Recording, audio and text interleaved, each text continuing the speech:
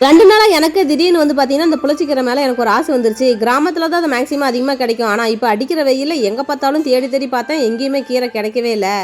இந்த நேரம்னு பார்த்து தான் செவ்வாய்க்கிழமை வந்துச்சு. செவ்வாய்க்கிழமை வந்த உடனே என்ன சந்தை இருக்கும். சரி சந்தையில போய் தேடி பார்க்கலாம். ஆனால் சுற்றி சுற்றி பார்த்தா எங்கே பார்த்தாலும் நிறைய கீரை வச்சிருக்கிறாங்க. ஆனால் அந்த புளிச்சக்கீரை கிடைக்கல. ஒரே ஒரு அக்கா கிட்ட மட்டும் தான் இந்த ஒரு புளிச்சக்கீரை இருந்துச்சு. சரி அக்கா புளிச்சக்கீரை என்னக்கா ரேட்டு அப்படின்னு சொல்லி கேட்டால் ஒரு கத்தை வந்து 20 ரூபான்னு சொல்லிட்டாங்க. 20 ரூபாயா 50 ரூபாயா? ஆசைப்பட்டுட்டா கண்டிப்பாக அதை வாங்கி சாப்பிடணும் இல்லையா? எனக்குலாம் புளிச்சக்கீரைன்னு சொல்லிட்டா போதும், வாயெல்லாம் எச்சி உரிக்கும். ஒரு பேப்பரில் புளிச்சக்கீரைன்னு எழுதி வச்சுட்டா போதும், அந்த பேப்பரே எடுத்து சாப்பிடுவோம். அந்த அளவுக்கு அந்த புளிச்சக்கீரை மேலே எனக்கு ஒரு பைத்தியம். ஏதோ ஆசைப்பட்ட நேரத்தில் கிடைச்சிச்சின்னு சொல்லி சந்தோஷப்பட்டுட்டு அந்த கீரையை வந்து வாங்கிட்டு வந்துட்டாங்க. வாங்கிட்டு வந்து பார்த்தீங்கன்னா அடுத்த நாள் வந்து கிள்ளி சமைக்க ஆரம்பிச்சிட்டேன். ஒரு பக்கம் புளிச்சக்கீரையை வந்து தண்ணியில் போட்டு நல்லா வேக வச்சு எடுத்துக்கிட்டேன். இன்னொரு பக்கம் கடாயில் எண்ணெய் ஊற்றி அது கூட வெந்தயம் கடுகுலாம் போட்டு சின்ன வெங்காயமும் பூண்டு நல்லா தட்டி சேர்த்துக்கணும். காரத்துக்கு ஏற்ப வரமிளகாவும் கொஞ்சமாக கருவேப்பிலையும் போட்டு நல்லா தாளிச்சிட்டு அது கூட வந்து 3-4 தக்காளி நல்லா கட் பண்ணி சேர்த்து நல்லா வதக்கிட்டு அது கூட வந்து பார்த்தீங்கன்னா இன்னைக்கு கத்திரிக்காய் நம்ம கூட்டு போடுறோம். கூட்டே இல்லாமல் தனியாக வணக்கினாக்கோ நான் சாப்பிட்டுக்குவேன். சரி இன்னைக்கு கொஞ்சம் கூட்டம் அதிகமாக இருக்குது, கத்திரிக்காய் சேர்த்து போட்டு கடைஞ்சோம் அப்படின்னா நல்லா கொஞ்சம் நிறைய வரும். ஒரு சில பேர் கடலக்கொட்டை அவரை துவரை இதெல்லாம் போட்டு வந்து கூட்டு போட்டு செய்வாங்க. இன்னைக்கு வந்து பார்த்தீங்கன்னா நம்ம கத்திரிக்காய் தான் கூட்டு போட்டுருக்கிறோம்.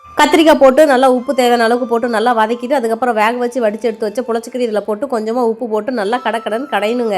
எந்த அளவுக்கு மைய கடையிறோமோ அந்த அளவுக்கு ருசி சூப்பராக இருக்கும். ஒவ்வொரு ஊர்லேயும் ஒவ்வொரு முறையாக செய்வாங்க. எங்கள் ஊரில் நாங்கள் வந்து இப்படி தான் செய்வோம். உங்கள் ஊர் முறையில் நீங்கள் எப்படி புளிச்சக்கீரை செய்வீங்கன்னு சொல்லிட்டு கமெண்ட் பாக்ஸில் கமெண்ட் பண்ணுங்க. கடைஞ்ச இந்த புளிச்சக்கீரையை சாப்பாட்டில் போட்டு அது கூட கல்லெண்ணையோ நல்லெண்ணையோ கொஞ்சமாக ஊற்றி நல்லா பிழைஞ்சு சாப்பிட்டா டேஸ்ட் செம்ம அட்டகாசமாக இருக்கும். யாருக்கெல்லாம் அந்த புளிச்சக்கீரையை பிடிக்கும், யாரெல்லாம் இந்த மாதிரி சாப்பிட்ருக்கீங்கன்னு சொல்லிட்டு கமெண்ட் பண்ணுங்க.